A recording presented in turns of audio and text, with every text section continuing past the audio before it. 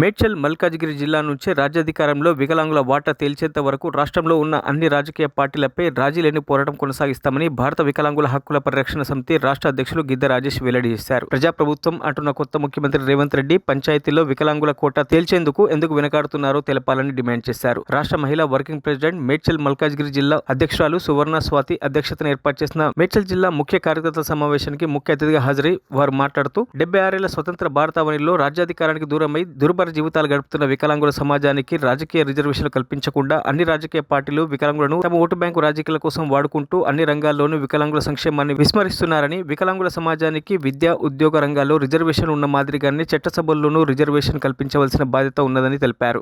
భువనగిరి జిల్లా నాయకురాలైనటువంటి మీరా గారికి, అదేవిధంగా మా కోదాడ ప్రాంతానికి సంబంధించినటువంటి వీరబాబు గారికి, అదేవిధంగా ఉపేంద్ర గారికి అందరికీ కూడా రాష్ట్ర కమిటీ పక్షాన ధన్యవాదాలు తెలియజేస్తూ, మిత్రులారా, ఈ రోజు ఈ మేడ్చల్ జిల్లా ముఖ్య కార్యకర్తల సమావేశం నుంచి రాష్ట్రంలో ఉన్నటువంటి మేడ్చల్ మల్కాజ్గిరి జిల్లా నుంచి రాష్ట్రంలో ఉన్న అన్ని రాజకీయ పార్టీలు కూడా మరి రాజ్యాధికారంలో మా ఓటా తెలిసేంత వరకు కూడా రాజీ లేని పోరాటం కొనసాగిస్తామని చెప్పేసి అన్ని రాజకీయ పార్టీలు కూడా మేము స్పష్టం చేస్తున్నాం. గౌరవ ముఖ్యమంత్రి గారు రేవంత్ రెడ్డి గారు ఒక్కటే చెప్తున్నారు, తెలంగాణ రాష్ట్ర ప్రభుత్వం ప్రజాప్రభుత్వం అని చెప్తున్నారు. ప్రజాప్రభుత్వంలో మేము గౌరవ ముఖ్యమంత్రి గారిని ఒకటే కోరుతున్నాం, పంచాయతీలో మా ఓటా తేల్చాలి. రాబోయే పంచాయతీ ఎన్నికల్లో వికలాంగుల సమాజానికి కూడా 76 ఏళ్ల నుంచి కూడా సకలాంగుల పాలనలో అణచివేతకు గురై అవమానాలు ఎదుర్కొని దుర్భర జీవితాలు గడుపుతున్నాం. కాబట్టి ఈ మేడ్చల్ మల్కాజ్గిరి గడ్డ నుంచి గౌరవ ముఖ్యమంత్రి రేవంత్ రెడ్డి గారిని ఒకటే విజ్ఞప్తి చేస్తున్నాం, పంచాయతీలో మా ఓటా తెలుసండి.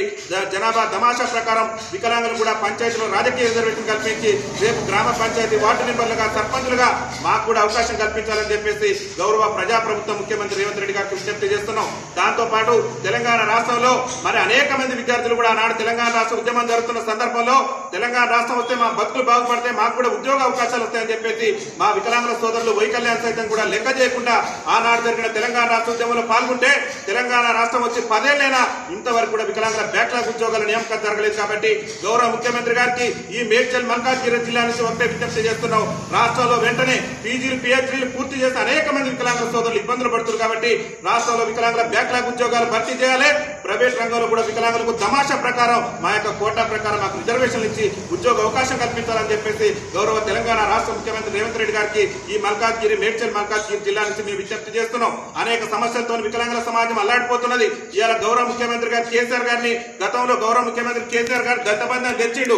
ఆ దళిత బంధం తేయటం వల్ల ఒక దళిత సామాజిక వర్గాలే మరి బాగుపడ్డాయి. కానీ గౌరవ ఇప్పుడు వచ్చిన నూతన ముఖ్యమంత్రి గారు ఏం చెప్తున్నారంటే వికలాంగుల సమాజాన్ని అన్ని రంగాల్లో కూడా మేము ఆదుకుంటామని చెప్పి చెప్తున్నారు. గౌరవ ముఖ్యమంత్రి రేవంత్ రెడ్డి గారు ఇప్పుడు కాంగ్రెస్ పార్టీ అసెంబ్లీ ఎన్నికల సమయంలో వికలాంగుల పెన్షన్ 6,000 రూపాయలు చేస్తామని చెప్పేసి ఎన్నికల మేనిఫెస్టోలో పెట్టింది. ఎన్నికల మేనిఫెస్టోలో చెప్పిన విధంగా గౌరవ ముఖ్యమంత్రి రేవంత్ రెడ్డి గారు వచ్చే నెల నుంచే వికలాంగుల పెన్షన్ 6,000 అందజేయాలని చెప్పేసి కూడా గౌరవ ముఖ్యమంత్రి రేవంత్ రెడ్డి గారికి మరిన్ని అప్డేట్స్ కోసం మా ఛానల్ ని సబ్స్క్రైబ్ చేయండి.